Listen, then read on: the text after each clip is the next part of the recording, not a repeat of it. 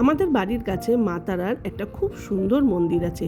সেই তারামার মন্দিরেই আজকের আমি, আমার ছেলে আর আমার কর্তা আমরা ৩ জনে মিলে এসেছি।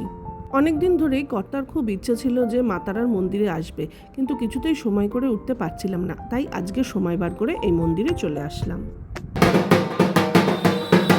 এই মন্দিরে এসে মায়ের দর্শন করে মনটা এত শান্তি পেল যে ভাষায় প্রকাশ করতে পারবো না।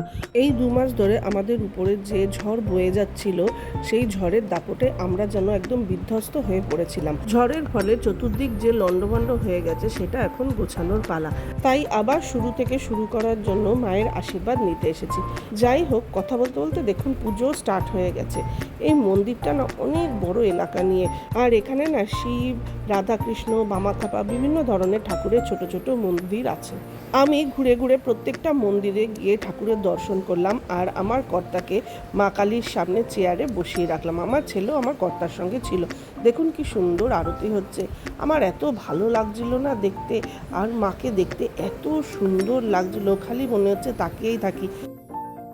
দেখুন কি সুন্দর লাগছে, দেখে মনে হচ্ছে না মূর্তিটা যেন জীবন্ত হয়ে উঠেছে। পুজো প্রায় শেষের পথে, পুজো শেষ হলেই আমরা বাড়ি যাব।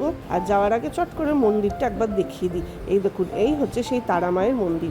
শুনেছি নাকি এই তারামায়ের মূর্তি যখন প্রতিষ্ঠা করা হয়েছে তখন নাকি তারাপীঠে ঠাকুরমশাই এসে এই তারামায়ের মূর্তি প্রতিষ্ঠা করেছে।